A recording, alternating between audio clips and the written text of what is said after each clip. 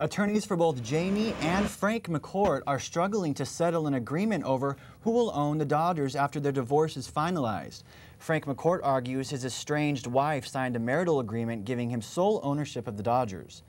Jamie McCourt claims she would never have ceded control over the Dodgers. She says she believes she shared the team with her husband. After 2 years of construction, the Valley Performing Arts Center at California State University Northridge is near completion. Valley View's Clemisha McDaniel joins us in the studio with more. I had the opportunity to visit the site, and construction workers took a quick break to give me a tour and share details of their work. Construction crews are working in the valley heat to make sure CSUN's Performing Arts Center gets completed on schedule. The 163,000 square foot center is located at the corner of Lindley and Nordoff. Over 100 construction workers have come to be a part of the new development. Some have worked on the site for a year, while others work months at a time. Construction worker Tommy Gutierrez of Boyle Heights says the men are working morning and night shifts. Right now we're actually on 2 shifts where one's coming in earlier just to actually get things done on time so we could finish up where I'm at right now is like the 3rd floor. We're trying to get that whole corridor in the lobby area. We're trying to get that all done by this weekend. An estimated $125 million was used to build the center. In December 2008, the California state budget crisis put a freeze on construction, resulting in a 62-day suspension. Sandy-colored wood panels hang above the theater to focus attention on a 55-foot-high proscenium. This opera-style theater will become a prominent destination for San Fernando Valley residents to enjoy Broadway-caliber productions and become an icon in cultural arts. Right behind me is seating to accommodate 1,700 people. The university is seeking donations to buy naming rights for the facility. Until then, it will be called the Great Hall. Construction worker Matthew Wagner from Minnesota says the building speaks for itself. Everything that they've done in this place is top dollar, how everything's open to glass, and so everyone outside can see in, and if you're out inside you can see out. I think that's a really cool feature. I like that a lot.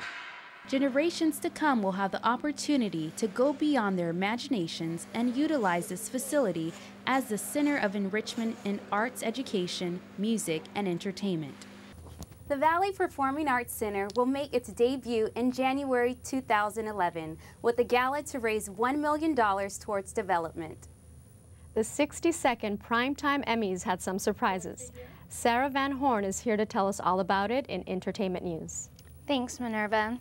The Primetime Emmys did things a little differently this year, handing out the glittering statues to both old and new shows.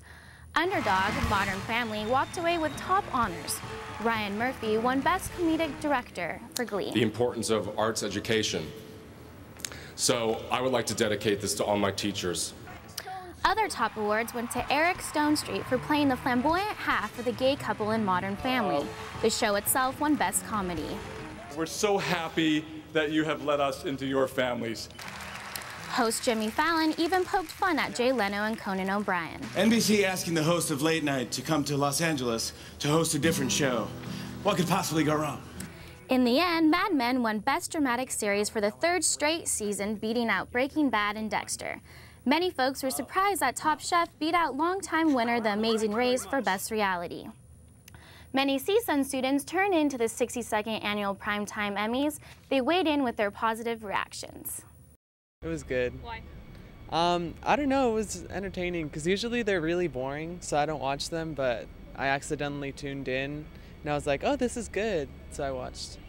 Well, I love that Jane Lynch won, of course, and because she's amazing the way she does Sue Sylvester.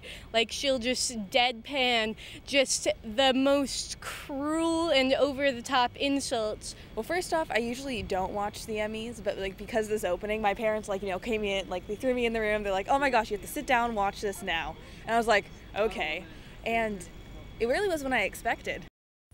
Las Vegas police have arrested Paris Hilton on a cocaine possession charge. Hilton was in a car driven by a friend when it was stopped because police say they suspected marijuana smoke was blowing out of it. During the stop, officers say they found less than a gram of cocaine in Hilton's purse. Hilton denies owning the purse and says that she borrowed it from a friend. Hilton faces a low-level felony drug charge and would likely get probation if convicted. Madonna's new fashion line is called Material Girl, and it's gotten the pop star into some legal trouble. LA Triumph is a California clothing line that has filed a lawsuit against Madonna. The company says it owns the rights to the brand name Material Girl and has since 1997. The lawsuit comes just 2 weeks after Madonna's line went on sale in Macy's. LA Triumph is asking the judge to rule that Madonna and her company turn over all profits from clothing sold under the name Material Girl. That wraps up entertainment. Back to you, Matt. Thanks, Sarah. Latino Cinema attracts film enthusiasts, industry executives, and celebrities for a week of screenings in Los Angeles. Deanna Garduno has more on the story. Hollywood, the heart of entertainment, opened its doors to the 14th Los Angeles Latino International Film Festival. This event gives Latino cinema from around the world the opportunity to attract a culturally diverse community. A Latina actress myself, being able to watch other films with Latino filmmakers, but it's also important for everybody to start watching films outside of our American culture. This year, it was no surprise to see that immigration stood out as the main theme in the festival. Since 2007, Edward James Olmos, founder of the festival, has been working to promote and support Latino cinema. This is a film festival that really does bring in the best films from all over Latin America.